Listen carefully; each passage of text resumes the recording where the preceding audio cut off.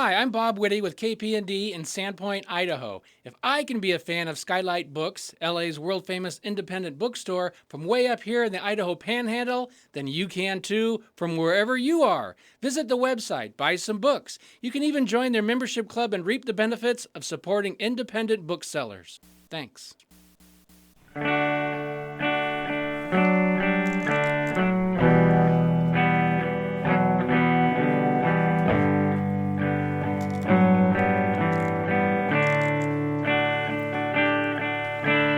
Meet me on the softer side. Meet me on the softer side. Softer side of your heart. Hi there, and welcome to the Skylight Books author reading series. You can find out about this and all of our other author events at www.skylightbooks.com, where you can also browse our inventory as well as order books online. You can also follow us on Twitter or even be our friend at facebook.com. If you'd like to talk to a real person, we can be reached at 323-660-1175. And don't forget, Skylight Books depends on listeners like you to help support us. So whether you're in our neighborhood or browsing online, buy a book or two to help ensure that we'll be around for a long, long time. Thanks and enjoy.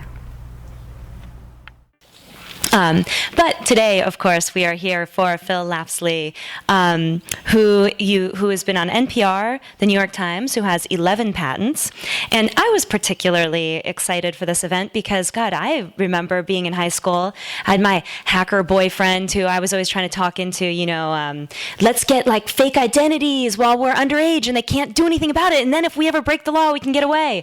But he was only a hacker for good, and apparently none of my ideas were good. But he always had a great big bag full of broken phones that he could put together to do everything beyond my imagination. And ever since, I've been amazed by it. And I'm so excited for this book. It has been wonderfully well reviewed. It has been called authoritative, jaunty and enjoyable, highly engaging, fun to read, easy to understand, a love letter, a first-rate chronicle, a secret history of the internet, a technological love story, a generation-spanning epic, and a fascinating book. Let's give a warm round of applause.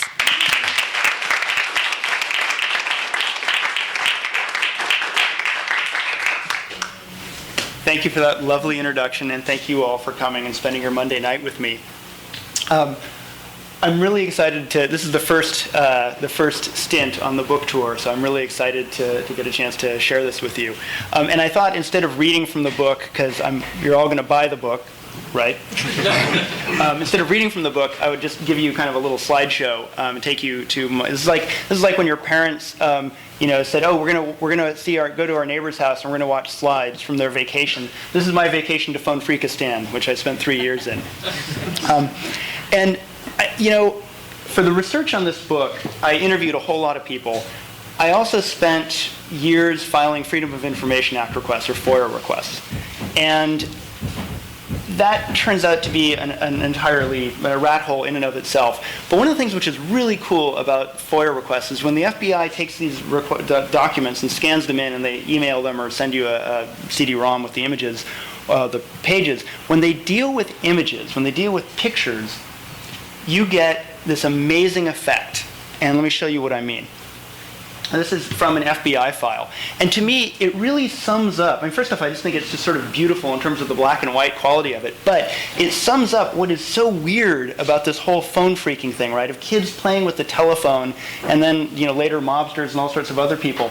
Is how do we as a society come to a world in which a telephone receiver has an FBI evidence tag on it, right? That's just so strange to me. Was it used to bludgeon somebody to death? No, it was used to commit a crime, and that crime was, in this case, this is from a 1972 case, of making free phone calls. And so I every time I look at this photo, it just makes me wonder, how does this happen? How do we get to a world where somebody playing around with a phone can be a crime? And I was thinking, trying to unwind that and figure out, well, what are the things that drive that? To understand this, you have to kind of go back in time. You have to go back to the 1950s or the 1960s. And so how many people here are Verizon customers for their cell phone? Okay, a handful. Singular, anybody? One, okay. AT&T? Bunch, okay. You guys have choices of your phone company. You didn't used to have that. It used to just be pretty much one phone company, the phone company AT&T. Remember a time when phones weren't cell phones, but were much larger than your cell phones, were on the desk, and were stamped, if this thing would move. Come on. Go. Technology. I hate technology. We'll do this. I do. We're stamped in metal, not printed, but stamped in metal. Bell System property, not for sale. Right? You couldn't own your own phone. You rented your phone from the phone company. There was one phone company. And in fact, if you wanted to have multiple phones in your house, you paid the phone company for an additional extension. Right? So imagine that world. Now imagine, even harder to imagine, a world where phone calls are actually expensive. And I promise this is the only graph I will show you tonight. This is the cost of a 5-minute call from New York to San Francisco during the day. Remember when there were rates, different day, evening, night rates?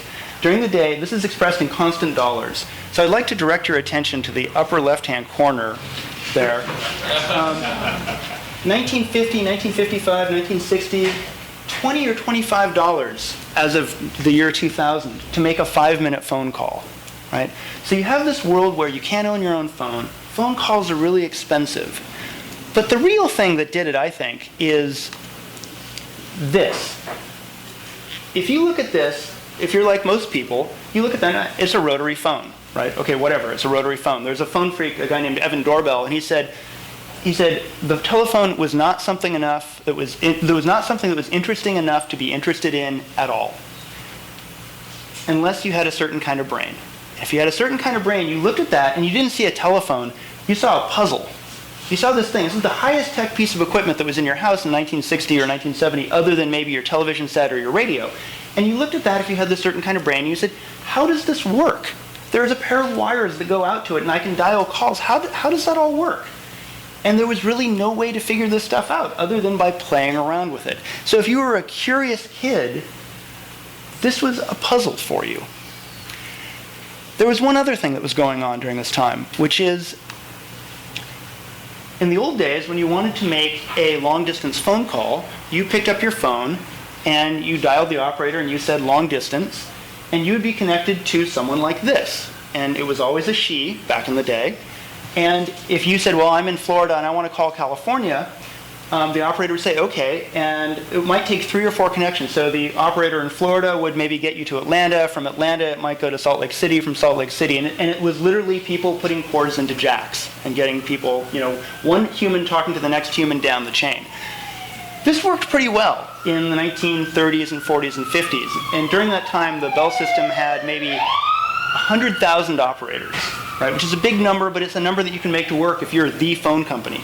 But they had a problem, which is the phone was getting more and more popular. And they said, well, by 1970, we forecast that we're going to need 1 million operators. There's 2 problems with that. One is there aren't enough women in the workforce at that time to have 1 million operators. The second problem is it was heart-stoppingly expensive. It's going to bankrupt the company. So we can't do that. We need to figure out an automated way so that people can dial their own long-distance calls. The answer that Bell Labs came up with was something called the number 4 switching machine, number 4 total crossbar. For scale here, please note this is a human being. That's a 4A, right? This is a 4A, yeah. This is up, 20 feet, 30 feet high? And the terrifying thing is, this is actually only a portion of the machine. The actual machine took up just about a city block. This was the machine that was going to be able to route calls automatically. You're going to dial a long-distance call. It's going to figure out how to get your call from one place to another through multiple intermediate points. It's going to figure out how to bill you for the call. It's going to do this just completely automatically.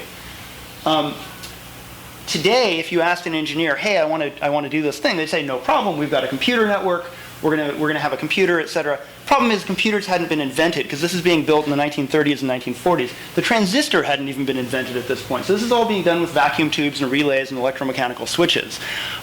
Today, the computer guy would be like, oh, we have a database. The database will tell you if you're calling from Florida to California, here's how you route it. Back then, the database looked like this. The metal punch card with holes cut out.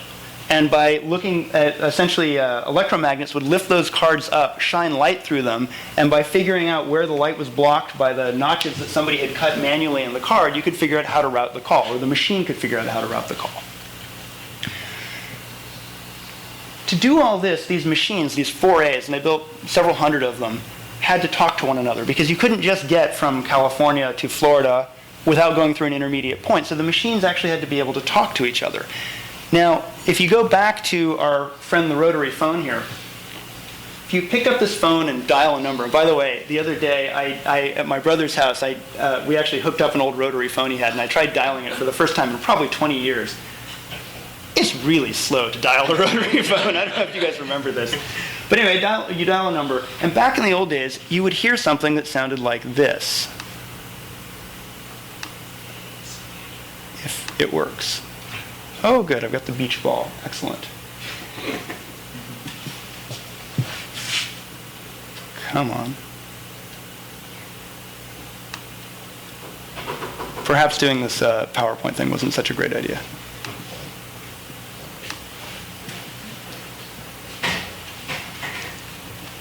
Ooh, technology, I hate you.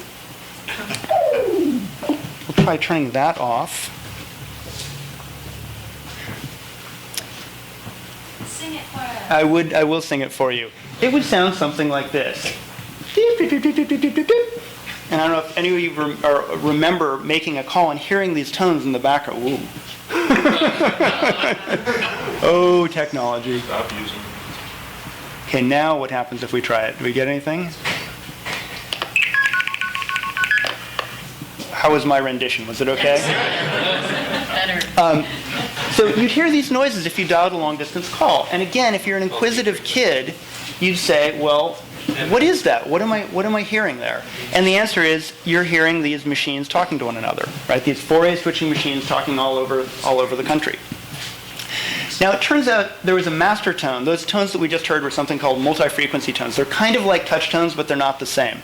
There was another tone, a master tone. It was 2600 hertz. If you're a musician, it's 7th octave E. Sounds like that, just a plain tone. And the machines would communicate using that tone and these other tones, and that's how they would signal one another. Now, here's the thing. You might want to mention that when the trunks are unused, they're also whistling that 2600 to each other. That's right. So when there's two machines and they have wires between them and they're not being used, they whistle that tone continuously. There was actually an argument in the court case saying that by using the blue box tones, you're using more electricity. But right, so it's actually cheaper to make a free phone call. So there was a kid named Joe Ingressia. He's a blind kid born in 1949. And he loved the phone. The phone was his go-to thing for comfort and everything else. And here is him in his own words talking about this. And I heard it, kind of sound in the background. And so I kind of whistled along with it. And it cut the line off. It cut it off. And I didn't know why. And then I dialed... And the operator, is this working at all? Me with information, and that was free back then. And I would whistle that tone, and it would make the line click. And if it was talking, I would cut it off. So thank you for bearing with me on this audio experience. So Joe figured out, when he was 7 years old, that he could hear this tone in the background, and if he whistled that tone, which I used to be able to do but can't anymore. Something like that, but a little bit higher pitch, you could cause the connection to drop. You could hang up. And that's kind of a neat trick, but it's not really good for much. But eventually Joe figured out something else, which is you could actually use this to whistle a free call. And this is him in 1968.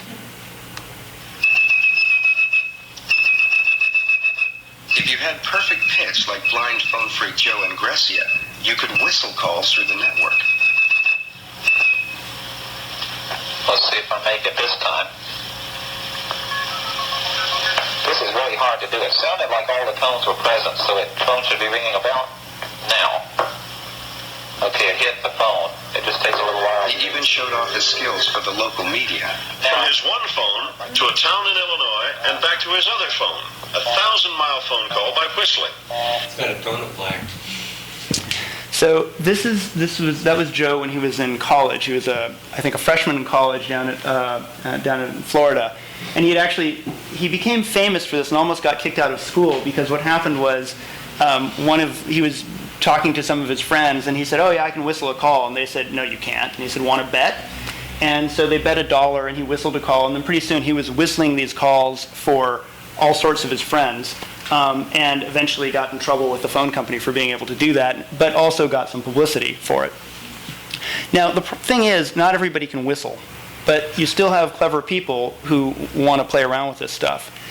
And so these things called blue boxes start appearing on the scene.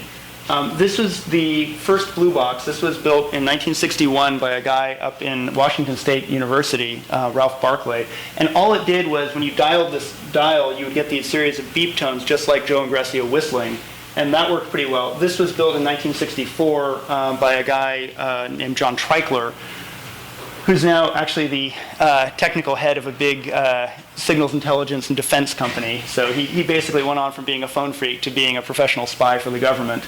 And these things make those same tones. So this one in particular makes these MF tones, the dee-dee-dee-dee-dee-dee kind of tones. And I happen to have, if you want to play with it later, I have actually, here is a blue box that was seized by a telephone company security and that a telephone company security agent gave me. So if you want to play around with this later, it's up here. The other thing, though, that you could do is if you happen to have a Captain Crunch cereal, there was a premium given away, which was the Captain Crunch bosun whistle. And I happen to have one of those, too. And it turns out that if you covered up one of the holes, just randomly, if you covered up one of the holes, you got a very nice 2600 hertz tone. And so with this, you were now Joe and Grecia. You could whistle your own free phone calls, just with a little item giveaway in cereal. So after all this stuff, what you started to have was all these kind of, I don't know, today we'd call them user groups, basically. So you had these people who had been working independently and had all kind of independently invented this stuff. Then there was another group which was organized crime. If you were a bookmaker in the 1940s or 50s, you spent a lot of time on the telephone. This is basically before the internet. This is how you stayed in contact with, Las Vegas and Atlantic City to get the latest betting lines. This is how you stayed in touch with your customers. There's two problems to this. Problem number one is that it costs you a lot of money, right? Remember that graph I showed you. AT&T is getting rich and you're not. Problem number two is the FBI comes and looks at all your phone calls. They can't wiretap you, but they can get your toll records from the phone company. And from that, they can figure out, well, George is a gambler. He talks to Sean, who's another gambler. And from this, they can start to piece together this network map. And so the bookies got introduced to these blue boxes and other boxes like black boxes, which made free phone calls. The way they made free phone calls was by essentially disabling billing. And if you disable billing, there's nothing for the FBI to look at. And I remember reading this lovely FBI memo where the FBI agents are complaining, well, we were looking at this guy's long-distance telephone calls, and then all of a sudden it went away. He just stopped making long-distance phone calls, which we don't really believe, but we don't have anything to go on at this point. So that was one group. There was the bookmakers. The other group was the phone freaks. Because of Joe and Grecia, a lot of people started knowing about each other. They had been working independently, and now they started to become kind of a social network. This is three phone freaks on a phone trip. You'll notice one of them is holding a blue box at a payphone. J.D. Pritchard is one. The one on the left is Bob Gudgel. Bob Gudgel. And the one on the right is Truly. John Draper, whose phone freak handle was Captain Crunch. Now, this all would have been, other than the bookmaking stuff, this would have been more or less harmless fun until in 1971, a magazine article came out called Secrets of the Little Blue Box. And it was an Esquire magazine. And it was and is an amazingly written article. You should all read it. It's really cool. It took what was in essence the geekiest hobby imaginable, right? And made it seem like some cross between James Bond and Alice in Wonderland. It was really cool. And I cannot tell you, I've interviewed hundreds of phone freaks, and you talk to them, and the ones who got involved in this because of the Esquire article, they all like, oh, the Esquire article is so cool. They remember it. Page 116, there's a photograph of a blue box, and it's got this great writing and whatever. And I'll be like, that's really interesting. Hey, do you remember what the cover was? and uniformly, the answer is like, no, what was the cover? Why would I? Nothing. But as this Esquire article, because the circulation of Esquire just took this hobby and blew it out to the mainstream. So now all these people who previously wouldn't have been interested in this are now suddenly, well, this sounds really cool. Let's figure it out. Two of those people were Steve Jobs and Steve Wozniak. So this is a photo of Woz in the dorms in Berkeley. I actually lived in these dorms. In fact, I had a map very similar to that. And this is him with his blue box. So Woz and Jobs started making blue boxes and selling them door to door in the dorms at Berkeley. And that was actually their first business venture together. Later, Steve Jobs said, if it had not been for blue boxes, there never would have been an Apple computer. The other thing that happened during this time was the yippies got a hold of it. So the political parties, the yippies, they created something called the Youth International Party Line. And this was basically the phone phreak arm of the yippie movement. And what they argued was, kind of interestingly, they said, you need to make free phone calls in order to screw AT&T, which is the man, and to screw the US government. Why is this? Well, the telephone company had something called the telephone excise tax that it had to pay to the government, and that was about 10% of long-distance calls.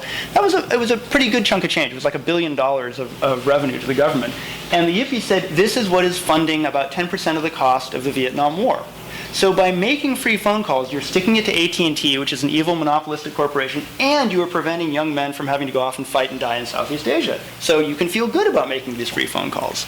So the yippies basically started kind of, in some way, kind of a cultural hijack of taking phone phreaking from people who were really just interested in exploring the network and saying, let's make free phone calls and let's feel good about it. Now, it turns out that AT&T was not doing nothing this whole time. AT&T found out about this stuff in 1961, and by 1962 it had started to build a system to try and understand how big is this problem. And you can kind of, if you put yourself in the shoes of the AT&T executives, you've just spent billions of dollars building out this nationwide long-distance network with these huge, complicated switching machines, and now some pesky kid comes along and shows that this whole thing is just completely riddled with holes. If you're an AT&T executive, you start to flip out, and your first thought is, well, holy crap, are we going to have to replace the entire telephone network? It's going to cost billions more dollars. And the engineers say, you confront an engineer with something like this, their first thing is, well, how big is the problem? Let's measure it. So that's what they did. And starting in 1964, they started deploying these systems which would look for evidence of toll fraud. They were in 6 different cities. They would randomly monitor calls. And when they heard a call that didn't sound right, like this 2600 hertz tone when it shouldn't be there, they would record it. So they randomly monitored 33 million telephone calls and actually recorded on spinning tape 1.5 million of them. And those tapes were listened to by ear by operators to figure out, was this actually a real call or was this fraudulent? They kept this secret, and it came out in 1975 when Louis Rose, an investigative reporter for the St. Louis Post-Dispatch, found out about it. And it created quite a stir. There were actually congressional hearings before the House of Representatives about it. This is right after Watergate, and the nation was really, kind of hinky about it. Was that remob thing? This was not remob. And from all this, in the end, nothing happened. There was a week-long furor, but basically AT&T managed to convince the phone company, managed to convince the U.S. government that this is what we had to do. We had to figure out how bad this problem was, and we had to. It was bad, but not horrifyingly bad. It was enough that they could start working on improving the network to make this whole thing not work anymore, to make blue boxes obsolete. But not so much that they had to oh my God, we have to do a crash course and right away we have to upgrade the network right now. So starting around 1970, they started working on slow upgrades. And in fact, by 1976, they introduced a new system. This is a news release for immediate release, Thursday, May 13th, 1976.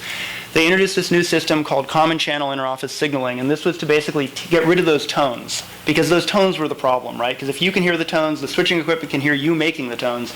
So they moved all that signaling to a separate system. And this didn't go into effect overnight. It was the start of a long program. But over the course of, say, 10 years from 1976 to 1986, roughly, they managed to make the network digital, so this whole stuff didn't work anymore. So by kind of the late 1970s, or early 80s, that it had become harder and harder to find a telephone number that you could actually make a phone phreak call on. Not impossible. People were able to do this into the 1990s by various fairly ingenious methods. But basically, the phone company kind of had it under control by then. And it's kind of interesting to me. I think AT&T did really quite a remarkable thing. First off, building this network to begin with, and then basically did the best they could with a pretty tough problem, because if they had to, back in 1960 or 62, spend several $billion to essentially retrofit the network over the course of a couple of years, that would have been really a financial disaster for them. And so they did the best they could to have it all work out. A question that I actually got was, well, what happened after this? And my book sort of ends roughly around 1980. There are a number of books that you can read. Cyberpunks is one by Katie Hafner that has there are a lot of books that talk about phone phreaking in the 1980s as kind of the precursor to computer hacking. But the thing which is interesting is the stuff that made the CCIS possible was computers and computer networks. So that's basically what CCIS was. It was a separate computer network. But at the same time, the personal computer was becoming available. And so the very same people who would have looked at a telephone and said, how does this work? What is it? They now had something fancier than a telephone to look at. They had a personal computer to look at. And, well, what is this? What can we do with this? And so you saw kind of almost a brain drain in phone phreaking. Not only had it gotten harder to be a phone phreak, but now you had this other wonderful thing, the personal computer, to start playing with. And so as a result, a lot of talent and interest got kind of siphoned off into that. I want to share with you one more great photo from the FBI. The ever-ready Energizer transistor vacuum tube radio battery with an evidence tag on it. So that's what I have prepared for this evening. I'd love to take questions if you have any. And then after that, there'll be a signing. So any questions? Did you ever get involved in phone phreaking? I hate you. I got involved in phone phreaking on the very tail end of the 1970s, probably 1978, 79, 80, something like that. Got in a little bit of trouble for it. Went on to, and it's kind of funny because this is actually what piques my interest in this whole subject, right? I went on to do computer work, some computer security work later in life, but I always kind of felt like there was this whole story that I didn't know any of this stuff in 1978 or 79. I knew very little of it. But it kind of just stayed in my mind that, like, wow, there's this whole story back there, and somebody really ought to do some research about it and figure it out. I didn't know at the time it was going to end up being me, but I do think that there was all this interesting stuff there, kind of this precursor to hacking.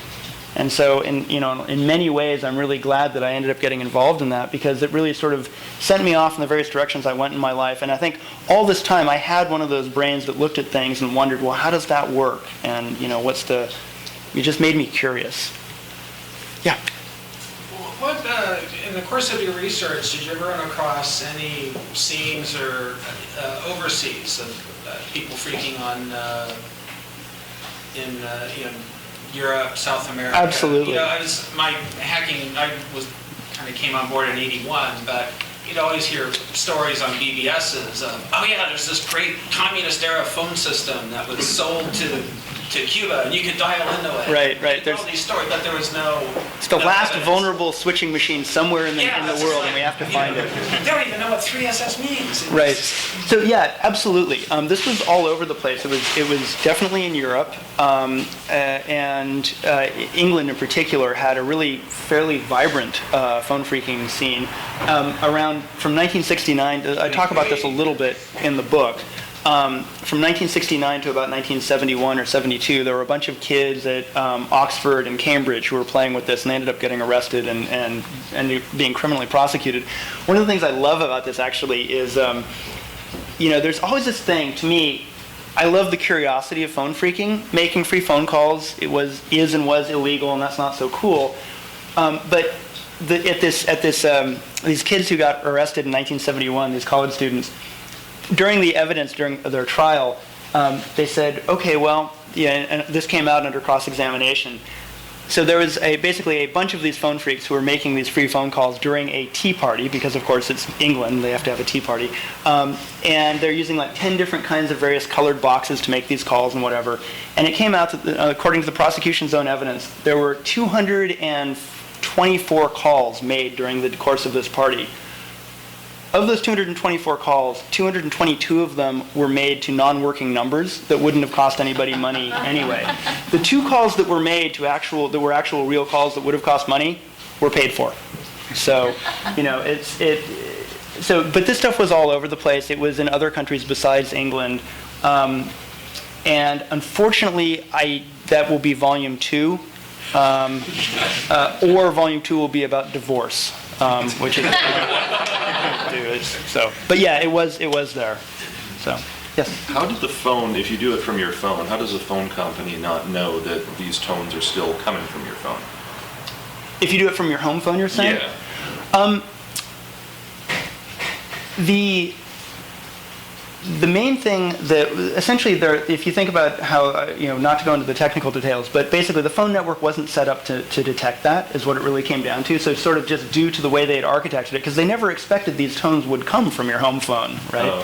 Oh, okay. It just wasn't set up to detect that. So when they eventually did figure out that, well, yeah, the tones are coming, there is fraud going on, they would have to go to some amount of trouble and eventually end up basically putting a tape recorder on your home phone line to get evidence that you were doing that. So pattern analysis. Yeah. Too many 800 number calls. If you made too many 800 number calls, they'll suspect you. Or the other thing was people would call information, as they would call 555-1212, which was a free call. If you did that and then rerouted your call to somebody that wasn't a free call, right? You routed to a different number. There would be a little tape made, this is actually literally a paper tape, and there'd be a little tick mark in the paper tape saying, okay, the number he called answered and we should start billing, except that that's an anomaly, because a call to 555-1212 should never show up like it answered. And so then, engineers are looking at that saying, well, this isn't right, and then they start investigating. So the Mobell, or whatever it was called, thought these calls were coming from like almost within the system as opposed to the home phone? No, they knew it was coming from a home phone, but they had to had to go to some amount of trouble to figure out which home phone it was coming from. So. Also, a while back, as you know, the 555-1212 started souping, started going off hook signal after a while, so, because then they started charging you for that. Right. That's the reason why. Yes.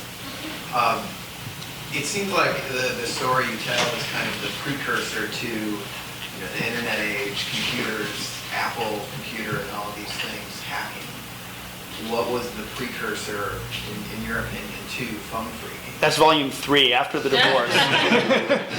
So the precursor to phone phreaking, it's really interesting. If you think of, I kind of think of phone phreaking at this point, as best I can tell, it's sort of the earliest network hacking that went on. The only thing I can think of that might predate it would be the telegraph system. Ham radio.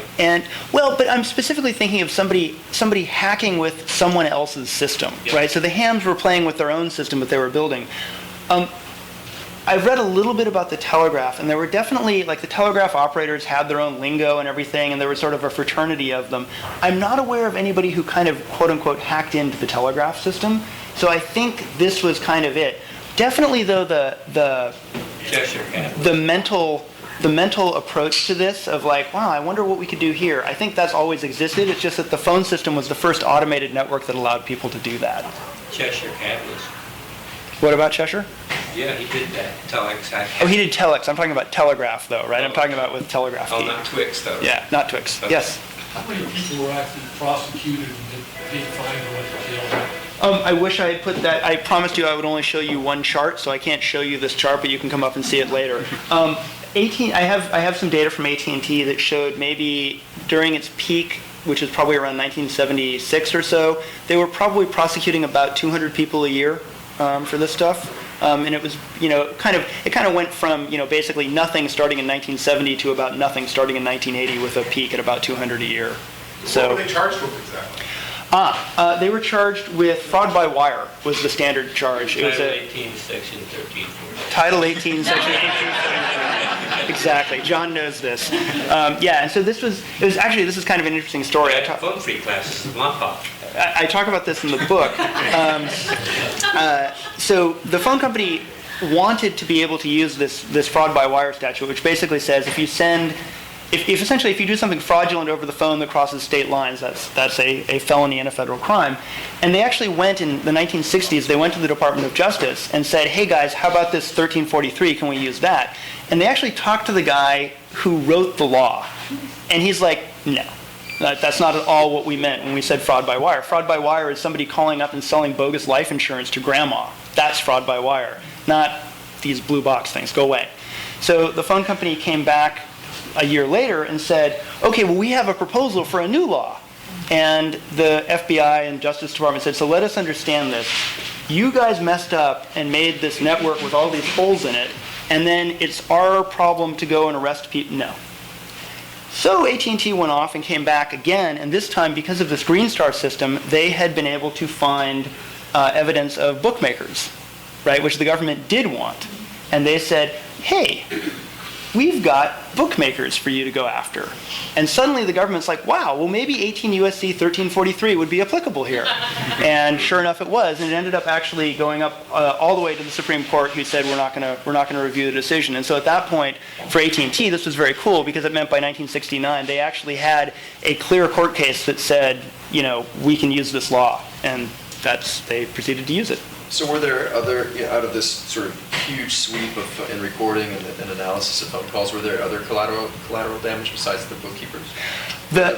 Were other parties outed? Yeah, hard to know exactly because AT&T was very, very careful about this. And actually, according to one of the guys I interviewed, their rule was if it ever looks like doing a prosecution will reveal this Green Star system, we're simply going to decline to prosecute. So what AT&T would do is when Green Star found something, they would call the local phone company and they would just tell the local phone company, hey, we have evidence that there may be irregular signaling was the term they used on this line. Would you please check this line? And so then the prosecution would occur at a lower level. And actually, I've got in the book I interviewed this guy, Bill Kaming, who is their attorney, and he talked about how, yeah, it was always kind of stressful whenever you're doing any sort of prosecution based fundamentally on Green Star that, like, the defense ends up asking just the right questions and this whole thing is going to spill out. So, yes? Do you know how much money was stolen from the AT&T? You can even say stolen without the air quotes. I think it was stolen. Borrowed. It's a great question. I don't actually know. AT&T was estimating it at more than $1 million a year. But the problem is that AT&T had was, if you think about what a blue box does, it defeats their billing system, right? So once you've defeated the billing system, it becomes very difficult to know exactly how much there is. I think they certainly were going after, certainly hundreds of thousands of dollars, maybe $1 million a year of actual prosecutions, right? Other questions? What were your favorite or most surprising FOIA results?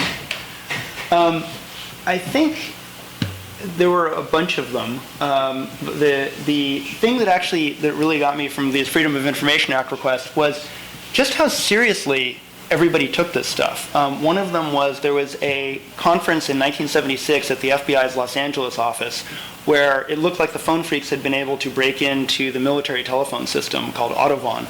And like the National Security Agency, which at that time was just ultra secret and hush hush, actually sent a representative to this meeting. It took me 3 years to get this document from the NSA. And it's pretty cool because the NSA analyst is like writing up his trip report to LA. Hey, I went out to LA and attended this meeting. And he's like, speaking, I'm translating from kind of, staid NSA analyst speak, but it boiled down to, this stuff is pretty cool. We ought to try this. This is great. So. I can comment on the Autobahn system. I spent a whole year playing with it when I was up in Alaska. 907-940 is Nicholson Creek. 950 Murphy Dome. And these were switches that handled both Autobahn and commercial. And they were only just class marked. And if you get around the class mark, you can go into Autobahn, and from there you can use high priority calls and through NORAD and all that other stuff. Yes, John. Other questions? Along the same line, I'm wondering, you talked about people making free phone calls. Yes. I'm sure it goes farther than that when you breaking into the military system, Right. perhaps overhearing other phone calls? Where did it go beyond simply making a free phone call? Yeah, so beyond making a free phone call, one of the things which was kind of just a harmless thing was just being able to route your own calls around manually, either through the United States or through the world. So, make a call all the way to, say, New Zealand, and then bring it back to the phone next to you, and, say hello into the phone, and then get to hear it delayed for however long it takes to get there. 914-052, AT&T conference. There were conference calls that Phone Phreaks set up. This is, again, now we probably all like, oh God, another conference call. Please don't put me on a conference call. But back then, this was a novel thing. So the Phone Phreaks would set up these big conference calls just to talk to each other. There was, as John mentioned, the Autobahn, the military network that was fun for the Phone Phreaks to break into. And then the final thing really was wiretapping. It turned out that with a blue box, you could, if you knew the right code, and it was just a 3-digit code, it turned out to be 127, there were a bunch of numbers in the San Francisco Bay Area, and there were also some others in Miami and some in Texas, if I recall correctly, that you could wiretap with a blue box. And so you would simply call up a number in that area, you'd use your blue box, you'd dial key pulse 127, and then the phone number you wanted to wiretap and start, and you'd be connected to it. And it turns out that John Draper, oh hello, John Draper actually did this. Actually scrambled, but you have to burst to 2600 to knock the scrambler off. Right. But it only worked on the 252 exchange, and that was the exchange. It was the only, and that was the exchange. And who was in that FBI exchange? Was that? The FBI, exactly. That exchange could work. And so, like a moth to a flame, John wiretapped the FBI. They were not pleased. Phil. What was the most surprising thing you learned while doing research for the book? Two things.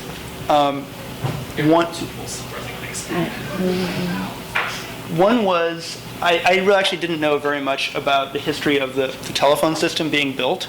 And I mean, originally I had proposed to my editor, I'm going to write a book about the Phone Phreaks. And he's like, yeah, that's cool. Why don't you write a book about the Phone Phreaks and intertwine it with the development of the telephone network? I bet that would be interesting. And he was totally right.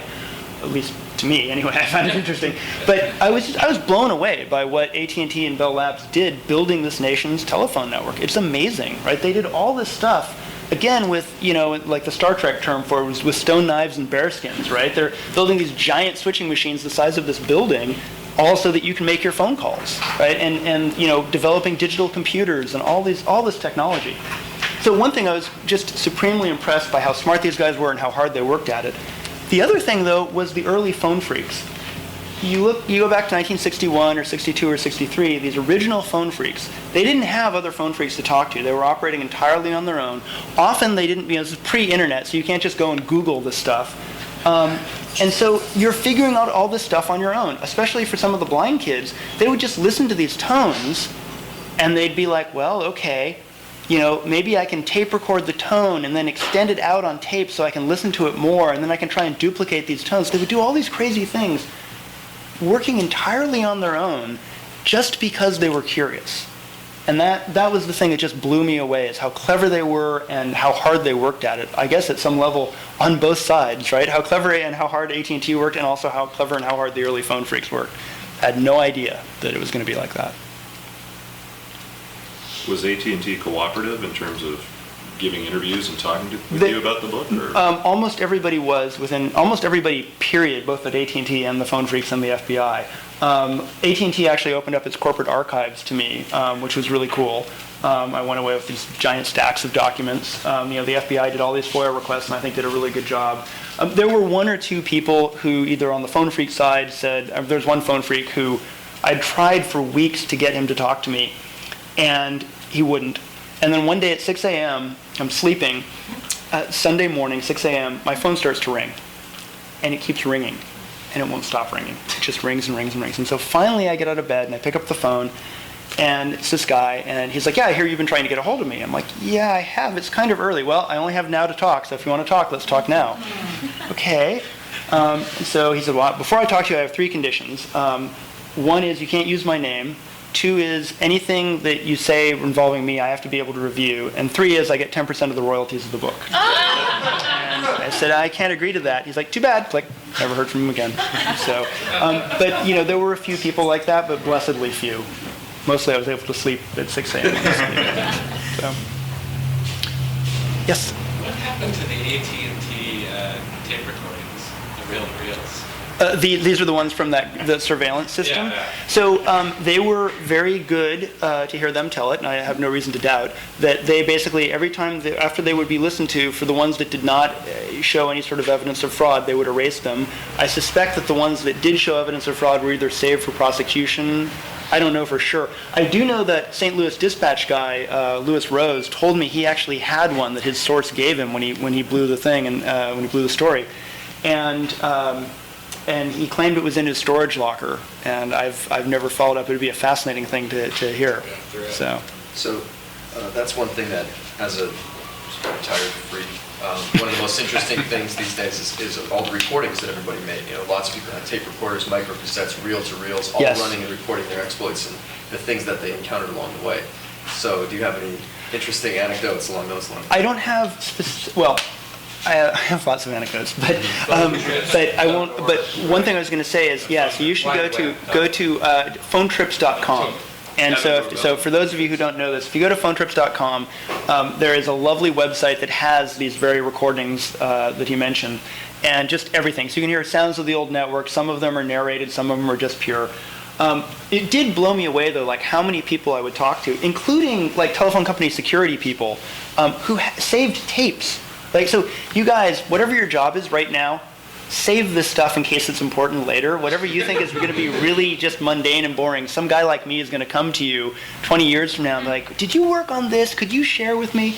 So, like, in the case of some telephone company security people, they're like, oh yeah, here are tape recordings of interrogations I did of phone phreaks. Oh, that's awesome. Or in the case of phone phreaks, they'd be like, oh yeah, I found this old 9-track tape that has recordings of us playing around with the telephone operator in New Zealand.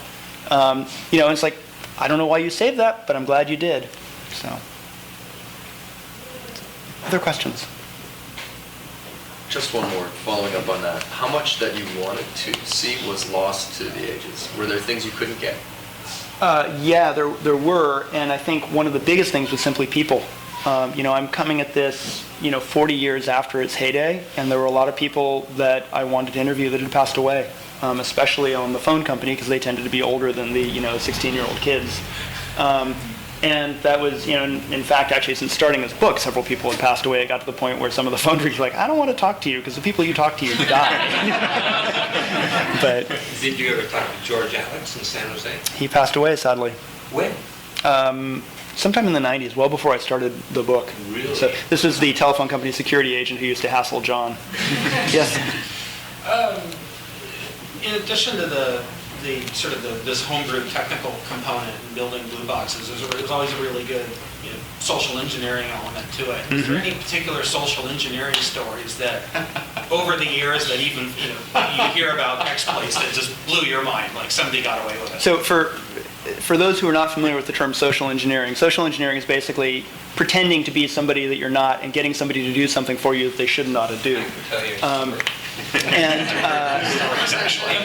yeah, there are a lot of stories. The thing that actually blew me away, though, about that was these kids who would call up and they would just have the cojones to just try this stuff and see if it worked. And one of them, there's this guy Denny Teresi, who was sort of the master of this stuff, and he just had a very deep, authoritative voice.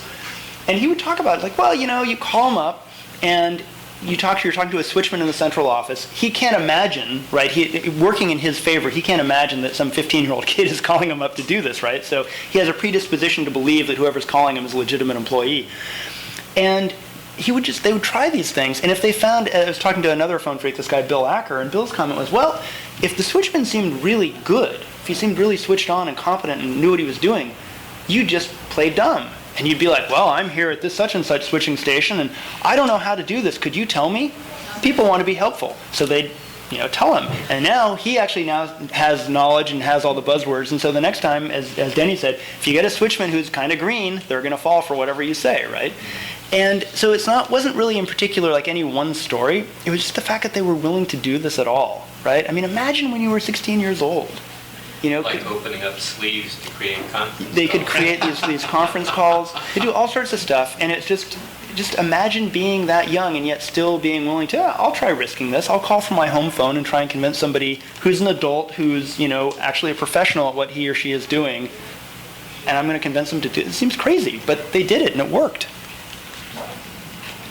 Did you do any follow-up with any of these people that were phone phreaks to find out in later life if they became successful and in that field or a related field?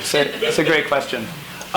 Mostly, as near as I've been able to tell, most of the people I've talked to have done very well for themselves. Most of the phone phreaks went on to have kind of what I would call conventional lives, right? A lot of them became engineers, a lot of them went into telecom, not all of them, and just went on. This was their hobby. A few didn't, a few weren't so lucky, but mostly they did pretty well for themselves. One thing though, and this is interesting, the people, because I talk to all these people, right, and I'm mostly talking to them, say they're 60s or 70s, they're close to retirement or they're retired.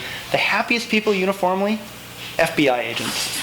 I don't know why, but I think it might just be that, like, if you're an FBI agent, you have to sort of be good at dealing with people anyway. But they're just uniformly just a super happy, fun bunch of people to talk to. I don't know why. Not bitter about anything. Why do you suppose it took so long? Why do you suppose it took so long for someone to write this book? Because nobody is as dumb as I am. I don't know. It's a good question. I don't know. I mean, I think it took a tremendous amount of research. One of the things I've learned is that in the world of book publishing, long research projects are just not really economical to do, right? So you really, if you want to make book publishing economical, you need to be able to crank out a book every year. This book took me 5 years to do. So negative NPV, as we would have said at Sloan.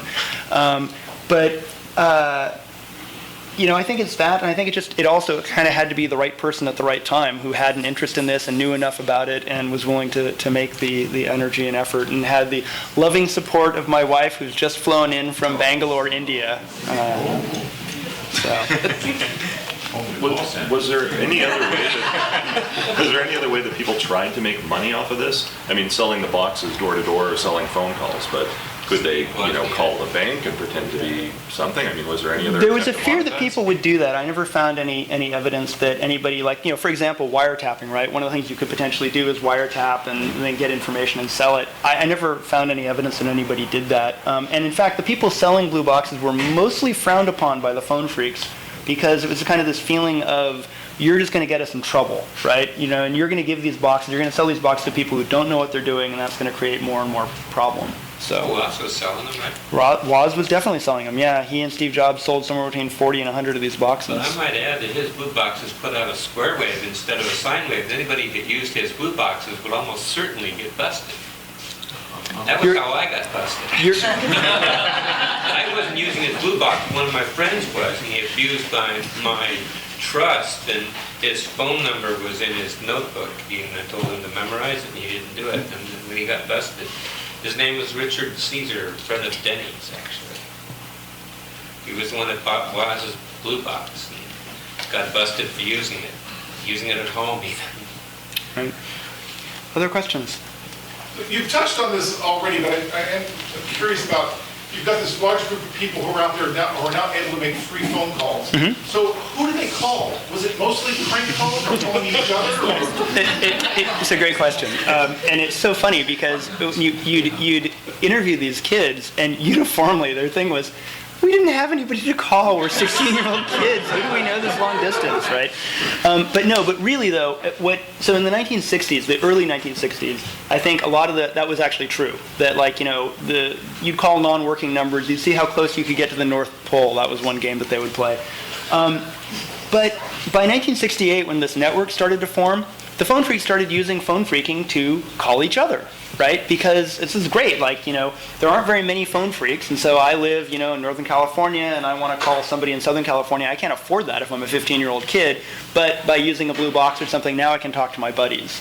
So a lot of it was kind of, self-generated traffic, if you will. Well, calling test numbers too. They'd call test numbers and things like that, but I think what the phone company was really mad at was the calls that actually cost money. You ever heard of the term stacking tandems? Absolutely. That was another thing that you could do. Do you want to tell us about that? Okay, stacking tandems are where you're able to successfully go from, let's say, from the United States to a country in Europe, and then from one country in Europe to another country in Europe, and then from that country back to the United States, and then back over to Asia, and then back to the United States again. And it was a contest where you can loop or make as many hops as possible and still be able to call the phone right next to you. So you have 2 lines at your house, and you start with one phone, and you go from the United States over like an overseas sender, which is 914-183, I think was one of them. And we go over to Europe and then call Britain, and then maybe to Spain, and then maybe back up to Sweden, and back to the United States, and back over to Asia and back. Then you would hang up. And you lose all the stuff released. Quick, as each hand released. If you, Where it was going, how did you know that you were? Doorbell. you'd spend a lot of time, figuring this stuff out. And some of it also came from purloined manuals and things like that, traffic routing guides. There's a story I talk about in the book. One of the guys managed to get into an AT&T switching center by borrowing an employee badge because he had a friend who worked there. And he basically went through the switching center looking at, well, what books on the shelves are books that I want? And then afterwards, he told his friend, okay, throw those away, and I'm going to be getting your trash tonight. And so his friend did that for him, and so as a result, he got all these routing guides and things like that. And those things would quickly become, kind of photocopied and spread around the phone freaks. Wideweb.com/phone trips. Classic tandem stacking by Doorbell. Yeah, so It's a very good example. If you want to hear what these ching ching ching ching chinks of tandem stacking sounds like, you can listen to that on phonetrips.com. Or buy the Pink Floyd album. Or buy the Pink Floyd album. All right, any other questions?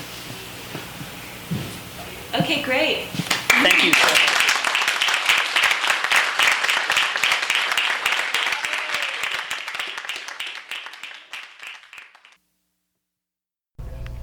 You've been listening to the Skylight Books author reading series. Don't forget that you can check out this and all of our other great podcasts at www.skylightbooks.com. Today's music was provided by Fragile Gang. You can check them out at MySpace, Facebook, and the iTunes Music Store. Thanks for stopping by, and we hope to see you soon.